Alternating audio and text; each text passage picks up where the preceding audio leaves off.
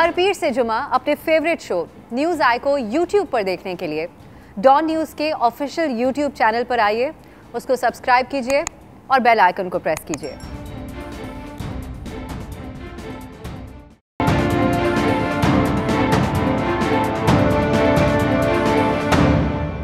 अस्सलामुअलैकुम, मैं हूं अब्सा कोमल। नाजरीन, जितने सियासी मामलात होते हैं जिन पे हमारे यहाँ शो में बात होती है, उन सबको एक तरफ रखते हुए आज हम एक ऐसे टॉपिक पे बात करेंगे जो हमारे दिलों के और खेलों से मोहब्बत रखने वाले लोगों के दिलों के बहुत करीब है।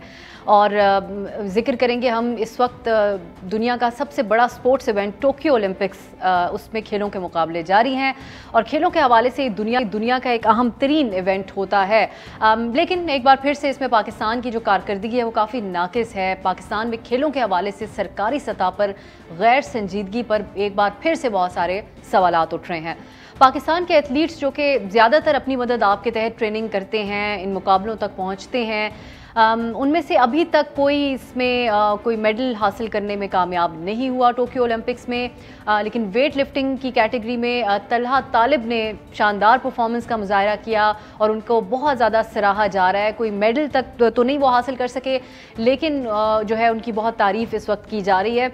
पाकिस्तान में एक बड़ी बहस है कि खेलों की ज़बोहाली का आखिर जिम्मेदार है कौन, और इस हवाले से बहुत सारे सवालात भी जन्म ले रहे हैं कि पाकिस्तान ओलंपिक एसोसिएशन के हवाले से भी, लेकिन उस सबसे बढ़कर पाकिस्तान स्पोर्ट्स बोर्ड असल में ज़िम्मेदार करार दिया जा रहा है। ख़बर ये भी है कि टोक्यो ओलंपिक्स में जो सूरत हाल है, परफॉर्मेंस है इस वक्त पाकिस्तान की, इस पर पाकिस्तान ओलंपिक एसोसिएशन ने पाकिस्तान स्पोर्ट्स बोर्ड को आड़े हाथों लिया है एक ख़त के ज़रिए। आज के प्रोग्राम में हम इसकी भी तफसीलात जानने की कोशिश करेंगे।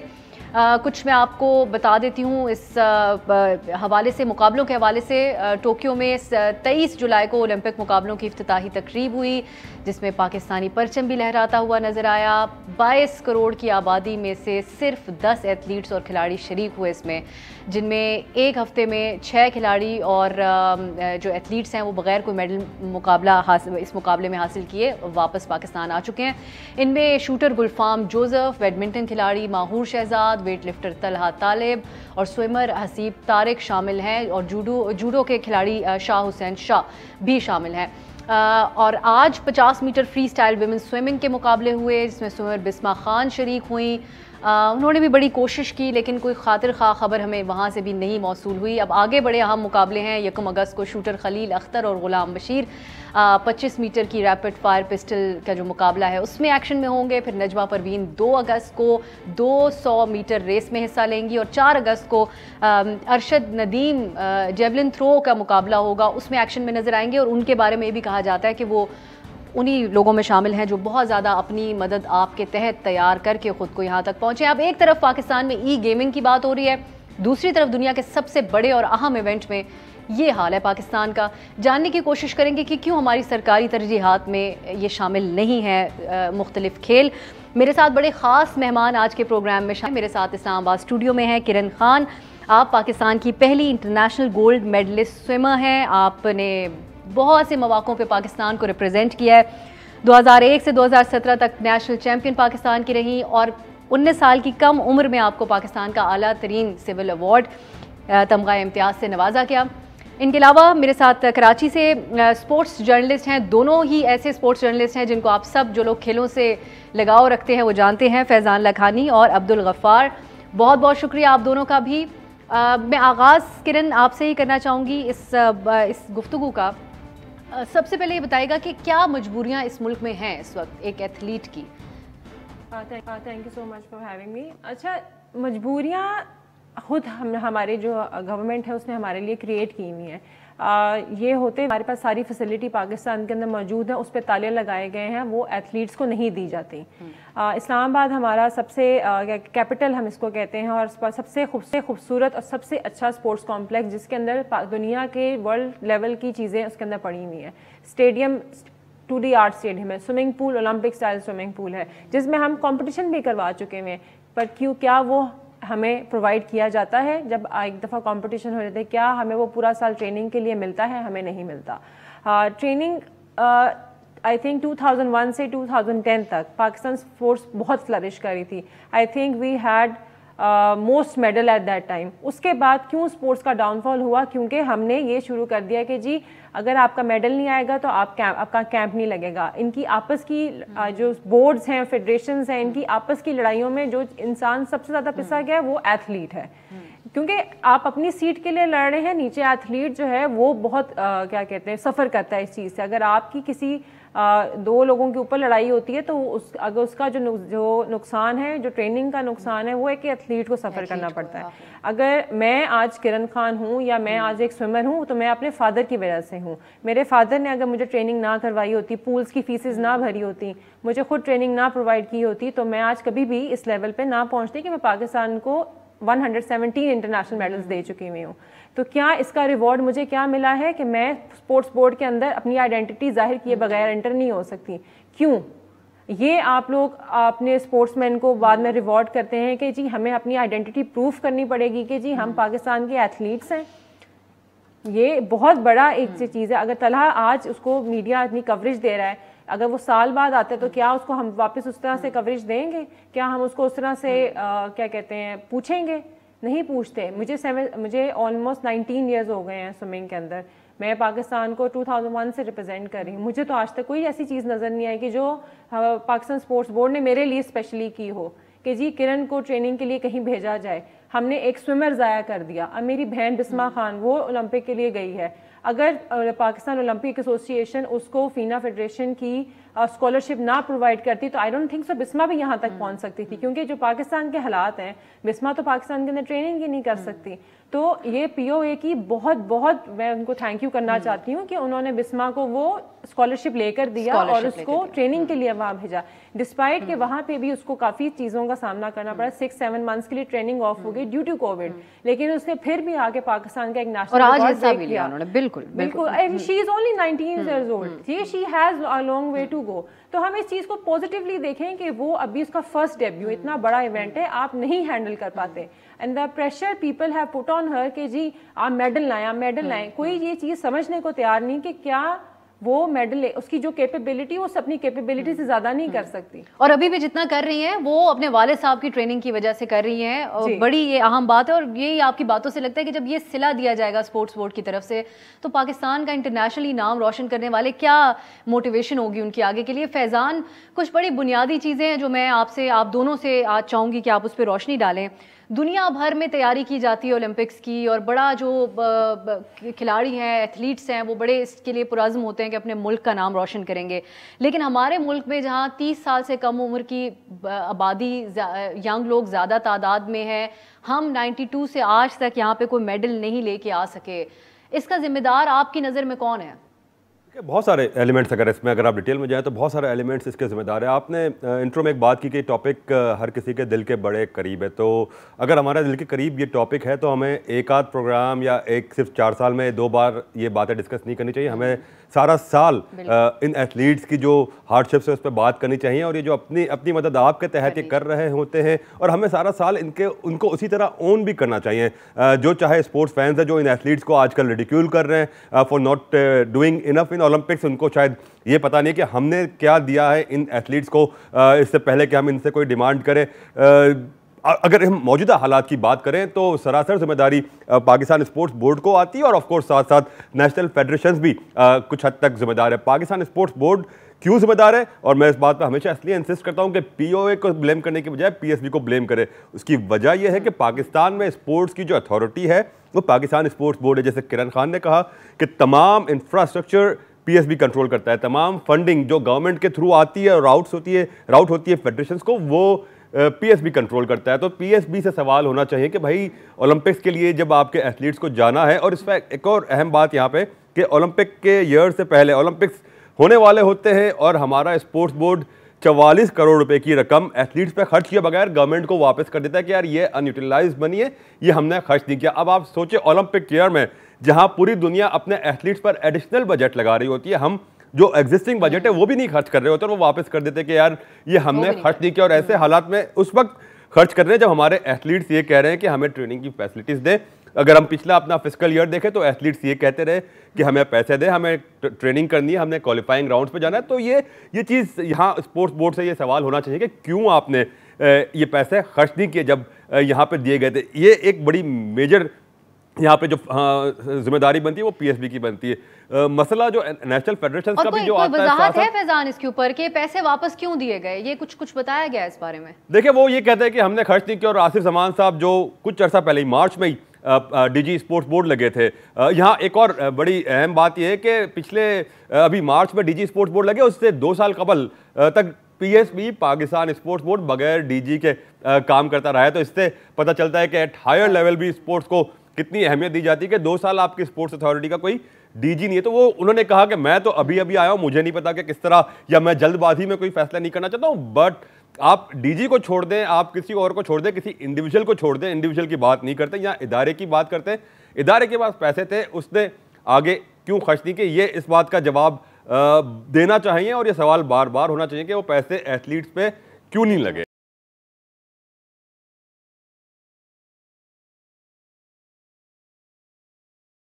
ये सवाल बिल्कुल होना चाहिए। और आप लोग खासतौर पे जो स्पोर्ट्स के हवाले से प्रोग्राम्स करते हैं उन पे हमने मुख्तलिफ, फैजान आपके भी कॉलीग्स के इंटरव्यूज़ भी देखे इस हवाले से हमने, और हम देखते हैं कि हर कुछ अरसे बाद किसी न किसी एथलीट का, उनकी किस तरीके से वो खुद से मेहनत कर रहे हैं वो तो आते हैं, लेकिन इस हद तक ही मीडिया कर सकता है। अब आगे गवर्नमेंट को किस हद तक हम इसके ऊपर जो है वो जोर दे सकते हैं, वो तो अब आने वाले वक्तों में ही कोशिश करेंगे। गफ़ार, अब जिस तरीके से फैज़ान ये बात बता रहे हैं कि ये स्पोर्ट्स बोर्ड के अंडर की ही जिम्मेदारी बनती है, लेकिन हमारी इंटर प्रोविंशियल कोऑर्डिनेशन की मिनिस्टर फहमीदा मिर्ज़ा साहिबा का एक इंटरव्यू मैं पढ़ रही थी, जिसके अंदर वो ये कह रही हैं कि जो स्पोर्ट्स मिनिस्ट्री नहीं आती 18वीं तरमीम के बाद अब विफाक के अंडर, उनका काम ये है कि वो सूबों के साथ कोऑर्डिनेशन रखें इस हवाले से और गाइड करें पॉलिसीज़ के बारे में। तो अब अगर इतना कॉम्प्लिकेटेड है ये मामला, तो एक एथलीट के लिए बताइएगा कि फिर वो किसको ज़िम्मेदार समझें इस सारे सिस्टम में? असल मसला यही है कि ज़िम्मेदारान का तयन ही नहीं हो पाता जब इस तरह के वो डिबेकल आते हैं। आपने बिल्कुल ठीक मेंशन किया, मेरी भी इस हवाले से, चूँकि आज हम सुबह भी इस बारे में बात कर रहे थे कि 18 अमेंडमेंट के शायद सियासी फ़वाइद थे, इसका हेल्थ एजुकेशन सेक्टर पे कोई अच्छा इम्पैक्ट पड़ना था, नहीं पड़ना था, पड़ा, ये आप लोग बेहतर बता सकते हैं। लेकिन हम बीइंग अ स्पोर्ट जर्नलिस्ट, मैं आपको ये बड़ी ज़िम्मेदारी से बता सकता हूँ कि जो रही सही कमर थी ना स्पोर्ट्स की, वो इस चीज़ ने तोड़ दी है। क्योंकि अब आपके पास, अगर आप देख लें पंजाब में, सिंध में, कोयटा में, पेशावर में, जो आपके पास कैपेबिलिटीज़ हैं, वहाँ पे मुझे लगता नहीं है कि लोग इतने अहल हैं कि इन चीज़ों को संभाल सकें। बिस्मा किरण बात कर रही थी कि आपके पास इस्लामाबाद के अंदर स्पोर्ट्स बोर्ड है, कराची, लाहौर, इस्लामाबाद, पेशावर, कोयटा, सब जगह बने हुए नेशनल कोचिंग सेंटर। आप जाके देखिए तो सही, पूरी चीज़ें वहाँ पर। अगर ये कोई एक डेवलपिंग कंट्री होती ना प्रॉपर किस्म की, तो ये फैसिलिटीज़ आज मेंबरशिप कर करके एक स्पोर्ट्स कल्चर पूरे शहर में डेवलप किया गया होता है। वो बंजर वीरान पड़े हुए हैं वहाँ पर। आप लिटरली जब जाएँ नॉन स्पोर्टिंग डे पे तो लगता नहीं है कि ये स्पोर्ट्स एरिनाज हैं। दूसरा जो सबसे इंपॉर्टेंट बात है कि इस 29 साल की जो डिबेकल है, जिसको मैं इंतहाई शर्मनाक परफॉर्मेंस पाकिस्तान की एज अ नेशन माजरत के साथ स्पोर्ट्स में करार दूंगा कि सबसे पॉपुलेटेड कंट्री है दुनिया की जिसने ओलंपिक मेडल नहीं जीता। बांग्लादेश ने तो ऑब्वियसली कभी नहीं जीता, और हम 92 के बाद दुनिया की सबसे पॉपुलेटेड कंट्री हैं जिसने आज तक मेडल नहीं जीता। ये शर्म का मकाम है। इसी जो है वो ओलंपिक के अंदर 63,000 आबादी के मुल्क ने भी जाके जो है वो गोल्ड मेडल जीता है। 13 साल के बच्चे और बच्ची ने भी जो गोल्ड मेडल जीते हैं, जबकि हमारी पूरी 22 करोड़ की आबादी में क्या इतनी कैपेबिलिटी नहीं है। और दूसरा, जब खान साहब ने, वज़ीर साहब हमारे स्पोर्ट्स लेजेंड है, जब उन्होंने वज़ारत उज़्मा का ये सारा मनसब संभाला तो जो पहले चंद ऐलानात थे बिस्मा, उनमें एक था आपका पाकिस्तान के खेलों के हवाले से, टास्क फोर्स के हवाले से उन्होंने बात की थी। एहसान मानी साहब पीसीबी के चेयरमैन, उनके बड़े करीबी साथी भी हैं बहुत पुराने, उनको उसका सरबराह भी बनाया, उनसे रिकमेंडेशन भी ली। वो रिकमेंडेशन एहसान मानी साहब के बकौल कि पहुंचा दी गई थी, बट वो कहाँ है रिकमेंडेशन? इस हुकूमत से भी बड़े सवाल उठाने चाहिए कि उस रिकमेंडेशन का क्या हुआ। मैं एक चीज ऐड करना चाहूंगा, आज तक नहीं पता चल सका। एक चीज ऐड करना चाहूंगा, 18 अमेंडमेंट की आप जी कीजिए। 18 अमेंडमेंट की बात कर रहे हैं, 18 अमेंडमेंट को ब्लेम कर रहे हैं आज जो लोग बैठ के। वो ये बताइए कि जब 18 अमेंडमेंट मंजूर हुई थी तो स्पीकर की नशिस्त पे कौन बैठे थे? तो ये अपने सियासी बयानात खुदारा प्लीज आप लोग ना दें कि 18वीं तरमीम के बाद विफाक की जिम्मेदारी है, सूबों की जिम्मेदारी है। सवाल होते रहे तो वो टेक्निकली वो कह रही थी कि ये वजह है कि मेरा इस पे डायरेक्ट जो है उन्होंने ये वजह बनाई थी, नहीं आता। बिल्कुल, ये उन्होंने ही बनाई थी, राइटली पॉइंटेड आउट फैज़ान। अच्छा, ये भी अब मैं आपसे ये जानना चाहूँगी, अब आप जिस तरीके से किरण आपने कहा कि आप तो चले वो लकी लोगों में से हैं जो अफोर्ड कर लेते हैं, आपके वालिद साहब की सपोर्ट बहुत रही, लेकिन एक आम आदमी के लिए भी समझाइएगा। लोग तो कहते हैं कि आपने प्रैक्टिस ही करनी है, अगर भागना है तो आम आदमी समझता है कि बस आप कहीं पर भी भाग के प्रैक्टिस कर लें, तो टेक्निकली क्या चीज़ें हैं? मैं आपको बड़ी एक फनी बात बताती हूँ कि अभी तलहा ने इतना अच्छा वेट लिफ्ट किया एंड 5 आउट ऑफ 6 उसने वेट अपने लिफ्ट किए प्रॉपरली। और मैंने एकदम से ना ट्वीट में पढ़ा कि यार इससे ज्यादा वेट तो मैं उठा लेता हूँ। भाई जब आप उठा लेते हो तो फिर आप किधर छुप के बैठे हुए हो? मतलब लोगों के आप कमेंट्स पढ़ें कि बजाय वो पाकिस्तानी एथलीट्स को इस पर हौसला अफजाई दें कि डिस्पाइट पाकिस्तान की स्पोर्ट्स का ये लोग क्या करें, फिर भी हमारे पास चलो चंद लोग रिप्रेजेंटेशन के लिए कोई तो है, एटलीस्ट आप उनकी तो हौसला अफजाई करें। आप एटलीस्ट अपने प्लेयर्स को, अपने खिलाड़ियों को, हम लोग वास्ट लेवल पे उनकी बेइज्जती करने पे उतरे हुए हैं। वैसे मैंने नहीं अभी तक लोग देखे जो उन्होंने कहा कि यार कोई बात नहीं, लोग लिख रहे हैं जी आप मुल्क का पैसा ज़ाया करें। मैंने फ़ौरन ये जो हमारा अभी स्टेटमेंट निकली मैंने लगाई, मैंने कहा अल्हम्दुलिल्लाह आपके मुल्क का पैसा वापस आपके मुल्क में वापस चला गया, हमारे पे नहीं लगा। ठीक है, तो आम इंसान जो है वो तो रुल जाएगा, वो तो स्पोर्ट्स की तरफ आते नहीं। क्यों स्पोर्ट्स में लोग ज़्यादा इंटरेस्ट नहीं ले रहे? क्योंकि हमारा कोई सोशल मीडिया कोई हैंडलिंग ही नहीं है। हम अपनी स्पोर्ट्स को किस तरह से दिखाते हैं? हम सिर्फ क्रिकेट देखते हैं। हमारी हॉकी पाकिस्तान से ख़त्म हो गई। मैं आपको बताती हूँ, हमारी रोइंग बहुत अच्छी थी, हमारे बॉक्सर्स बहुत अच्छे थे, हमारे रेसलर्स बहुत अच्छे थे, हमारे वेट लिफ्टर्स बहुत अच्छे थे। कहाँ हैं ये सारे? एक एक बंदा आपने क्यों भेजा? अगर हमारी एक वेट कैटेगरी गई तो बाकी वेट कैटेगरीज क्यों नहीं गई? आपने ये पैसे वापस क्यों किया? अगर if you are not fit for the position तो आपने पोजीशन ली ही क्यों? अगर आपको स्पोर्ट्स समझ नहीं आती तो आप छोड़ देते सीट कि जी अगर आप मार्च में अगर आपको सीट मिली है तो आप पूछते लोगों से कि जी स्पोर्ट्स चलानी किस तरह से? मैं नहीं चला सकता तो सीट हैंड ओवर कर दें। बात है ना कि सीट मिल गई आपको समझ नहीं आ रही, लेकिन फिर भी आप सीट के ऊपर बैठे हुए। अगर आपको नहीं समझ आ रही तो आप किसी और को बोलेंगे मुझे समझ नहीं आ रही, असिस्टेंट डायरेक्टर को बुलाएं, उससे बताएं, पूछें कि जी मुझे क्या करना चाहिए। अगर आपको वो भी ये मशवरा देता है कि जी कुछ नहीं आता, छोड़ो परे, ये चीजें बंद कर दो और पैसे सारे वापस कर दो, तो मतलब शेम ऑन आवरसेल्फ के आप लिए अपने एथलीट्स का क्या कर रहे हैं, बजाय कि वहाँ पे पूरा लोग जो है आप लोग जब रेस करते हैं ये इशू स्पोर्ट्स बोर्ड के सामने, तो क्या आपको रवैया किस तरह का इतने प्यारे तरीके से हमें जवाब देते हैं कि हम लाजवाब हो जाते हैं। क्या जवाब मिलता है? मसलन वो ये कहते हैं कि जी टेक्निकली जी हमारे पास ये नहीं आया, हमारे पास वो नहीं आया, ऊपर से ऑर्डर्स नहीं आए। मसलन they have a perfect answer for everything. वो आपको कभी भी अपने ऊपर ब्लेम नहीं आने देंगे। ब्लेम हमेशा हमारा होगा या वो किसी और बंदे पर डाल, वही बना बनाया जवाब जो है वो हमारे पास हमेशा से तैयार पड़ा होता है। अच्छा, ये क्विकली ये भी बताएगा आम शख्स के लिए कि सिर्फ स्विमिंग अगर आपने करनी मुकाबले में हिस्सा लेना है तो उसके साथ क्या चीजें होती हैं जो आप क्योंकि खुद से अपना सारा मामलात को चलाती हैं, तो वो कितना महंगा काम है डेली बेसिस के लिए? एक इटसेल्फ आपने एक जगह की फ़ी पे करनी है वहाँ स्विमिंग करने के लिए, फिर आपने एक कोच हायर करना है आपको ट्रेनिंग कराने के लिए, फिर आपने फिजिकल फिटनेस का एक कोच हायर करना है, उसके लिए जिम की फीस देनी है आपने, उसके बाद डाइट का अपना बहुत ख्याल रखना है, फिर एक डाइटिशियन आपने हायर करना है, फिर एक फिजियोथेरेपिस्ट आपने hire. At least 7 to 8 people are working for you. एक बंदे के पीछे आप किस किस का क्या क्या पे करोगे? आपको एक स्पोर्ट्स रिहैब ट्रेनर चाहिए होता है, स्पोर्ट्स इन्हांसिंग के लिए एक ट्रेनर चाहिए होता है कि जो आपकी ईच मसल ग्रुप के साथ काम करे। हमारे पास तो यहाँ पे कुछ भी नहीं है।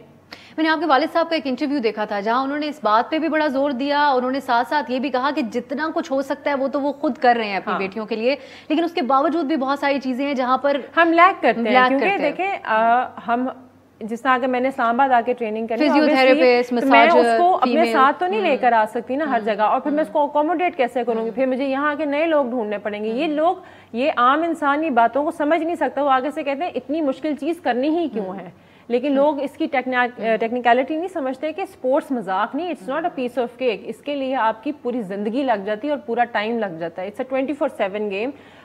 मेरी सोशल लाइफ खत्म हो जाती है अगर मैं ट्रेनिंग करती हूँ। मैं कहीं जा नहीं सकती। मुझसे बहुत सारे मीडिया के लोग नाराज हो जाते हैं कि जी आप आती नहीं, आप बात नहीं करती इस बारे में, क्योंकि I am trying to focus on one thing.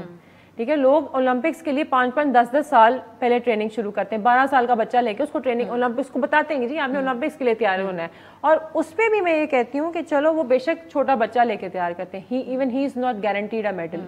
हमें गारंटी नहीं होती कि हम जाके, क्योंकि जो बाकी लोग आए हैं वो वहाँ पे मजाक करने नहीं है, वो भी मेडल जीतने आए हुए हैं, वो भी अपनी कंट्री को रिप्रेजेंट करने आए हैं। उनको तो नहीं इस तरह से कोई सब तनकीद की जाती कि जी आपके साथ ये आपने ये क्यों कर दिया। सब लोग अपनी परफॉर्मेंस देने आए हैं। लेकिन बात ये है कि उनके पास इंफ्रास्ट्रक्चर है, उनके पास ऐसे लोग हैं।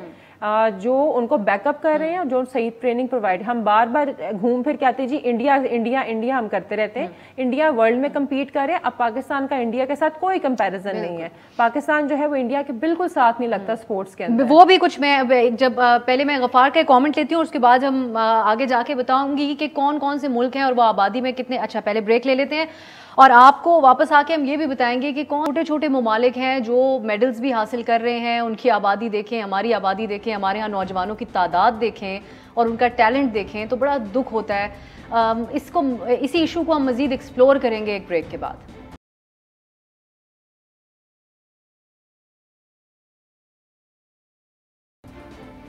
ब्रेक के बाद खुश आमदीद। आज के प्रोग्राम में जो बात हो रही है वो बात हो रही है टोक्यो ओलंपिक्स भी की, और हमारे जो एथलीट्स हैं, जो खिलाड़ी हैं, उनकी क्या मुश्किलात हैं।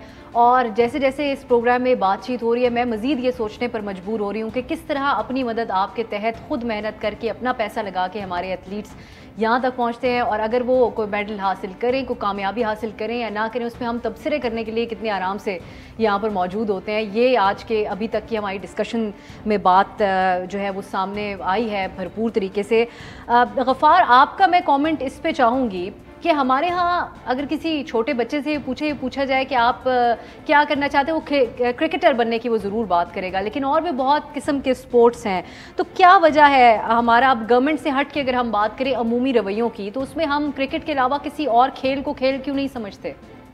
बहुत सारे इसके जो है वो एंगल्स हैं, लेकिन जो मेन चीज़ अगर आप देखें, हॉकी का भी डिक्लाइन और अब मज़ीद डिक्लाइन जो हो रहा है उसकी वजह यह है कि कोई कैरियर पाथ भी होता है ना। खिलाड़ी, चलें आप किसी बच्चे को हॉकी पकड़ के उसको बोलें जी हॉकी खेलना शुरू हो जाए, लेकिन सर्टन एज पे आके वो या उसके पेरेंट्स ज़रूर सोचेंगे कि उसका जो फ्यूचर है वो क्या है। बहुत सारे ओलंपिक स्पोर्ट्स जो हैं वो पाकिस्तान में खेले ही नहीं जाते, उनका फैसिलिटीज़ नहीं है। फेंसिंग है, अब तो बहुत सारे नए स्पोर्ट्स इंक्लूड हुए हैं, लेकिन जो हमारे पास स्पोर्ट्स हैं भी हैं वो इसलिए तबाह हुए हैं। अगर आप देखें, सिवाय आई थिंक एक दो जो वापडा है या शायद नेशनल बैंक ज़माने में था, इनके अलावा तो कहीं पर ना तो इन एथलीट्स को जॉब मिलती है, ना कोई फाइनेंशियल सिक्योरिटीज़ हैं। क्रिकेट में भी ये सब कुछ था, लेकिन माशाल्लाह से वो भी हमने अपने हाथों से ख़त्म कर दिया है। तो उसका भी आप 5 साल बाद रिजल्ट देख लीजिएगा कि मुझे लगता है कि वहाँ भी प्लेयर्स इसी तरह परेशान होंगे, क्योंकि हर कोई पाकिस्तान से नहीं खेल सकता। ये मेन बात है अफसा, हर कोई ओलंपिक नहीं खेल सकता। आपको एक एनवायरनमेंट बनाना पड़ेगा, आपको एक कल्चर बनाना पड़ेगा जहाँ आप खिलाड़ियों को रिवॉर्ड्स भी देंगे, उनको यानी जैसे आप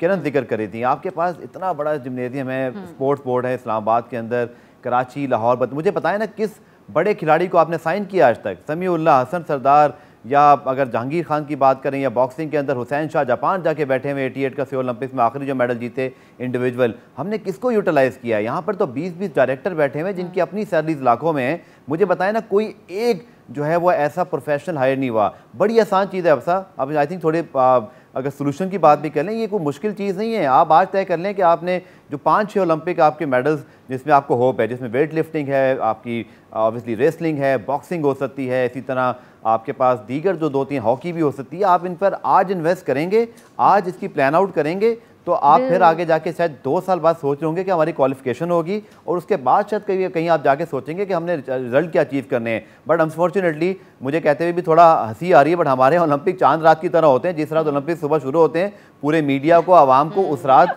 और हमारी हुकूमतों को भी आप देखेंगे सेनेटर्स मैसेज कर रहे हैं अपनी हुकूमत के इदारों के खिलाफ कि पाकिस्तान स्पोर्ट्स बोर्ड तो कुछ नहीं करता। भाई ये आपका ही स्पोर्ट्स बोर्ड है, आप जिम्मेदार हैं। अगर आप ही उनके ऊपर उंगलियां उठा रहे हैं तो फिर खुदा ही हाफिज है। फैज़ान, ये एक तो जवाब तलबी आज तक क्या हुई इस हवाले से? स्पोर्ट्स बोर्ड में कोई ऐसा शख्स है जो खेलों को समझता हो? कल हमारे प्राइम मिनिस्टर इमरान खान अफगानी साफ़ियों से बात कर रहे थे तो अफगानिस्तान की क्रिकेट टीम की भी बड़ी तारीफ़ कर रहे थे। तो ये जो दौरे हुकूमत है PTI का, इसमें किसी भी सतह के ऊपर आपने कुछ संजीदगी देखी खेलों के हवाले से? नहीं, बिल्कुल नहीं देखी। उम्मीदें बहुत थी कि एक एथलीट प्राइम मिनिस्टर बनाया और स्पोर्ट्स पर्सनस की शायद ज़िंदगियां बदल जाएंगी, लेकिन वो उम्मीदें अब तक तो पूरी होती नज़र नहीं आ रही। मैं मतलब एक मिसाल दूं तो अगर हम अपने पड़ोसी मुल्क को देखें तो वहाँ के वज़ीर आज़म एक मेडल ना जीतने के बावजूद भी एक एथलीट की हौसला अफजाई के लिए ट्वीट्स कर रहे होते। जब टीम जा रही होती तो उनको गुड लक भी कहते हैं। हमारे यहाँ तो काश कह देते कि यार ठीक है, हमने नहीं दिया आपको कुछ, लेकिन हमें फिर भी उम्मीद है, हम आपके साथ हैं, हमारे साथ, हमारी दुआएं आपके साथ है। जब हुकूमत की जानिब से इस तरह का मैसेज जाता है ना एथलीट्स को कि यार हाँ हम आपके साथ हैं, we wish you good luck, तो अच्छा मैसेज आता है, प्लेयर्स इनकरेज होते हैं, वो मोटिवेट होते हैं, उनको ये फील तो कराओ कि पूरी कौम आपके साथ है। हम ये फील भी नहीं कराते। अब आज ही की बात मैं बताऊं, बिस्मा खान ने अपना नेशनल रिकॉर्ड इंप्रूव किया, यानी पाकिस्तान की जानिब से किसी भी स्विमर का ये सबसे बेस्ट टाइमिंग है जो आज इसने ओलंपिक में दी। लेकिन क्रिटिसाइज किया हो रहा है कि इससे बेहतर एथलीट्स को भेज दिया जाता, किसी और को भेज देते। यार हमारे यहाँ लोगों को पता ही नहीं है कि यार what it takes to be an Olympian और what it takes to become an athlete. Problem यहाँ पर हमारा कलेक्टिव कल्चर है। और मैं एक बात जिस तरह आपने पहले ही बात की, सवाल किया था गफ्फार ने, हमें अपना कलेक्टिव जो एटीट्यूड है, जो बिहेवियर हमारा टुवर्ड्स स्पोर्ट्स, इसको चेंज करना होगा। पूरी दुनिया स्पोर्ट्स को प्रोफेशन मानती है, हमें भी मानना पड़ेगा। हम इसको अब तक, आज की तारीख तक इसको स्पोर्ट्स को रिक्रिएशनल एक्टिविटी समझते हैं, हम इसको गैर निसाबी सरगर्मी का हिस्सा समझ के इसको बस जून जुलाई की सरगर्मियों, बच्चों की छुट्टियों तक महदूद कर देते हैं, या 14 अगस्त पे या 23 मार्च पे या कोई और नेशनल ओकेजन पे हमने स्पोर्ट्स के इवेंट कराए और दैट्स इट। इससे बढ़कर है स्पोर्ट्स, इसको निसाब का हिस्सा होना चाहिए। जब क्लास 1 से एक बच्चे को पता होगा कि अगर वो स्पोर्ट्स में पार्टिसिपेट करेगा और उसको साल के एंड में 100 नंबर मिलेंगे स्पोर्ट्स में पार्टिसिपेशन के, तो उसके पेरेंट्स भी इंकरेज होंगे, वो इसको लेकर आएंगे स्पोर्ट्स में, वो 2 घंटे दिन में खेलेगा स्पोर्ट्स, कुछ भी हो जाए।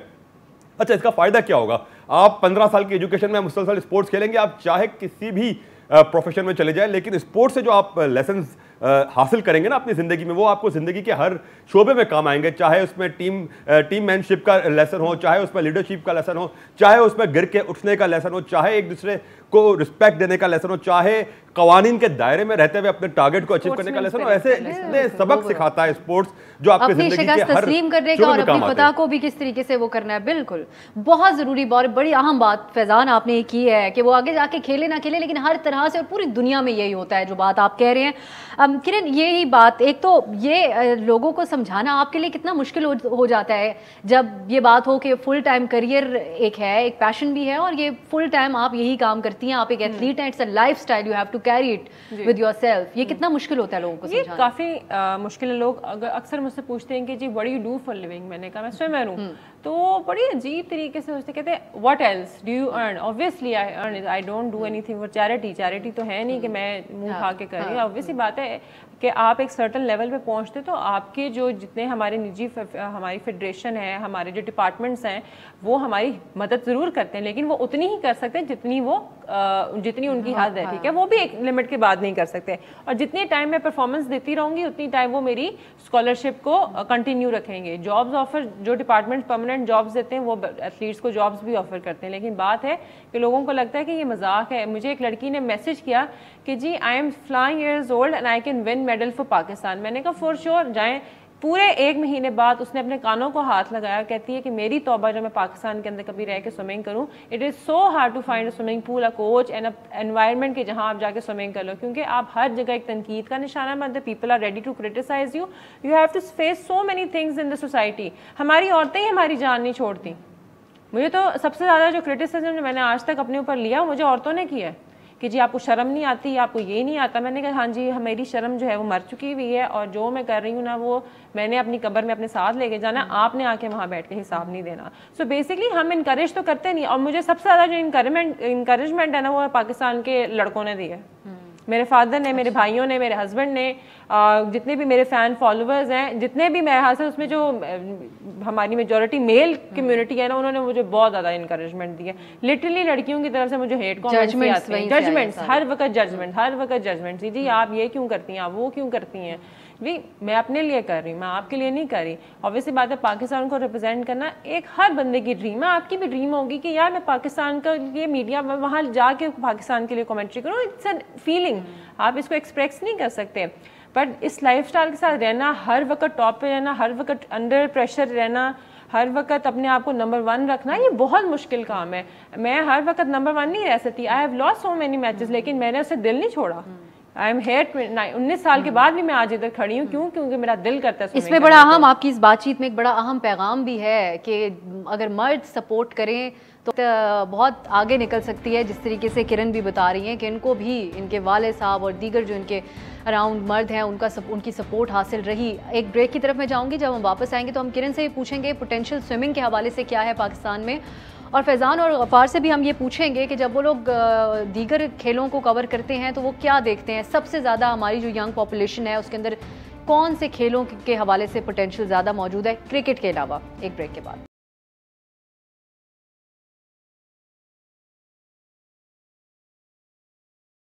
Welcome back. प्रोग्राम का आखिरी हिस्सा है तो मैं क्विकली चाहूँगी, एक तो पहले आपको ये बता दूँ कि आपके अंदाज़ा हो कि हम कहाँ पर खड़े हैं और दुनिया कहाँ पर है।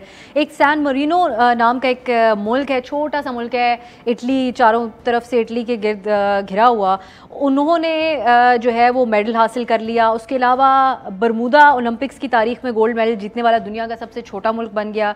और 100 साल कोशिशों के बाद फिलीपींस ने भी गोल्ड मेडल हासिल कर लिया है, पहला अपना। तो अब हमारे हालात देखें कि हम कहाँ पर खड़े हुए हैं। अब आखिरी पार्ट है तो मैं आप तीनों से चाहूँगी कि अब आप लोग कुछ सजेशंस दें ताकि मैं कंक्लूड कर सकूँ आज के प्रोग्राम को। फैज़ान, आपसे स्टार्ट करूँगी, क्या अब इस सारी सिचुएशन में किया जा सकता है, किन चीज़ों पर गौर करने की ज़रूरत है इस हुकूमत को? देखें, बातें होते रहती है और होती रहेंगी, रियो ओलंपिक्स के बाद भी हुई। इसके दो पहलू होने चाहिए, एक लॉन्ग टर्म और एक शॉर्ट टर्म। लॉन्ग टर्म वही कि आपने अपना कल्चर चेंज करना है और स्कूल्स में और ग्रास रूट पे काम करना है। शॉर्ट टर्म आपको ये करना है कि अगले ओलंपिक्स के लिए आज से ही 14-15 एथलीट्स आइडेंटिफाई कर ले। आप 300-400 करोड़ का बजट एक अलग रखें, हर एथलीट पे सालाना आप करोड़ों रुपए खर्च करें। 3 करोड़ पर एथलीट का आप साल का बजट रखें, आप उन पर खर्च करें। आपके 15 एथलीट्स के साल के 3 करोड़ रुपए अगर आप खर्च करेंगे फी एथलीट, 45-50 करोड़ रुपए आपके साल के खर्च होने, जो कोई मसला, कोई बड़ी रकम नहीं है। आप इनको हर तरह की बेसिक फैसिलिटीज़ दें, आप इनको दें ट्रेनिंग, एलिट एथलीट्स वाली ट्रेनिंग दें, आप इनको हर कंपटीशन में भेजें। आप मेक श्योर करें कि इनकी सारी परेशानी की लुक आफ्टर आप कर रहे हो और ये सिर्फ फोकस करें अपने गेम पे। आप 15 एथलीट्स करें, आपने जो आज देख लेना, आपको नजर आ रहे हैं कौन से एथलीट्स आपके आगे जाके अच्छा कर सकते हैं। तलहा तालिब है, गुलफाम जोसेफ है, इस तरह के एथलीट्स आपको आगे कर सकते हैं। अरशद नदीम को आप रखें, आप उस्मान चंद आपके शूटर है, आप उसको रखें। आपके उस्मान राठौड़ वेट लिफ्टर एक और है, आप उसको रखें। बिस्मा खान को आप आइडेंटिफाई करें, वो आगे जाके कर सकती है। हसीब तारिक को आप आगे जाके अच्छा कर सकते हैं। आप इन प्लेयर्स को आइडेंटिफाई करें और इन पे खर्च करें। हर जगह यही होता है कि आप प्लेयर आइडेंटिफाई करते हैं और आपको टैलेंट हॉटस्पॉट्स भी देखने पड़ेंगे। जिस जगह पे जो खेल खेला जा रहा है, आप वहां पे उस चीज पे इन्वेस्ट करें। अगर गुजरांवाला में रेसलिंग और वेट लिफ्टिंग हो रही तो आप वहां के लड़कों को रेसलिंग और वेट लिफ्टिंग के लिए आप इंकरेज करें और वहां पे वो सपोर्ट करें। अगर गिलगित बल्तिस्तान में आप के फुटबॉल ज्यादा खेली जाए तो आप वहाँ फुटबॉल को आप सपोर्ट करें। ऐसा नहीं हो सकता कि जिस इलाके में आप फुटबॉल खेल रहे हैं वहां आप जबरदस्ती हॉकी की पिच लगा दें और कहे कि यहाँ पोटेंशियल को देखते हुए। बिल्कुल बिल्कुल बिल्कुल। और ये टैलेंट हंट की भी बात है इसके। जी बिल्कुल सही है। और आपने फुटबॉल की बात की तो हमारे हर चीज़ में दिल दुखे हुए हैं। फीफा की तरफ से पाकिस्तान पे जो पाबंदी लगी और वो भी हमारी बद इंतज़ामी की वजह से। गफ्फार, अब आप बताइएगा टेक्निकली कौन सी चीज़ें ऐसी हैं 2-4 जिनके ऊपर इस वक्त लम्हा फ़िक्रिया है और अब गौर करने की ज़रूरत है हुकूमत को? देखिए, ये सारा कुछ जो है ना वो हुकूमती सरपरस्ती से ही मुमकिन है। ये सब बजट आप देखें ना, हम कितना बजट रखते हैं खेलों के ज़रिए, और फिर उसके बाद सबसे इम्पॉर्टेंट बात यह है कि आपका प्लान क्या है। मैंने आपको बताया कि 3 साल पहले जब ये टास्क फोर्स बनी थी, उसकी रिकमेंडेशन बनी, कहाँ है वो टास्क फोर्स? आई थिंक इसको रीस्टार्ट करना पड़ेगा। जैसे फैज़ान ने बड़ा अच्छा पॉइंट रेस किया कि चलें आप ना मदद करते हैं इनकी, कोई हमें मेडल की होप नहीं थी, लेकिन कम से कम हमारे वज़ीर-ए-आज़म खुद ने बड़े स्पोर्ट्स लेजेंड हैं, पर्सनैलिटी है, यूथ उनकी फॉलोइंग करती है, इंटरनेशनली लोग उनको जानते हैं, वो ट्वीट्स करते, उन प्लेयर्स की हौसला अफजाई करते। वो प्लेयर सिर्फ उसी एक ट्वीट की, इमरान खान ने हमारे लिए ट्वीट कर दिया, वो सिर्फ उसी बेस पर जो है वो ना सिर्फ अभी मेहनत करते बल्कि वो समझते कि हमें कुछ सरपरस्ती हासिल है। लेकिन जब तक ये कोई प्लान बनेगा नहीं, आई थिंक बहुत ज़रूरी है कि आप एक लॉन्ग टर्म प्लान बनाएं। आपका 4 साल का प्लान हो, नाम रखिए पेरिस 2024 है ना आपका, आप प्लान रखिए कि हमने उसके लिए आज ये लॉन्च कर दिया है, ये हमारा बजट है, ये हमारे आइडेंटिफाई प्लेयर्स हैं, तभी बात बनेगी, वरना हम 4 साल बाद भी इसी तरह प्रोग्राम कर रहे होंगे। वरना ये योगा। किरण, अब आपकी नज़र में क्या सजेशन सबसे अहम? आई थिंक एक तो इनको प्लान करना चाहिए कि आगे फ्यूचर में पाकिस्तान स्पोर्ट्स के साथ ये अपने स्पोर्ट्स को कहाँ लेके जाना। अगर आप चाहते हैं कि हम वर्ल्ड लेवल पे कम्पीट करें तो आई थिंक जितने भी हमारे आइडल्स हैं, आप स्विमिंग में ले लें, बैडमिंटन में ले लें, जितने भी हमारे एक्स प्लेयर्स हैं उनको आप सामने लेकर आएँ, टैलेंट हंट करें और उन लोगों को साथ कोचेज़ के साथ कोचेज़, मेंटोर कोचेज़ लगाएं और उनको पे करें कि जी वो पाकिस्तान को एक नया माहूर शहजाद निकाल के देंगे, हसीब तारिक निकाल के देंगे, बिस्मा खान निकाल के देंगे। बात यह है कि आप कभी कोई आइडल उनके सामने लेकर आएंगे तो वो बच्चे ट्रेनिंग करें, वो बच्चों के साथ ट्रेनिंग करें। अगर खुद कम्पीट उन्होंने करना है तो वो भी उनके साथ कम्पीट करें। बात यह है कि जब तक आप कॉम्पिटिशन या ट्रेनिंग का फैसिलिटी या एक अरीना क्रिएट नहीं करेंगे तो आपको कभी भी कुछ नहीं मिलने वाला।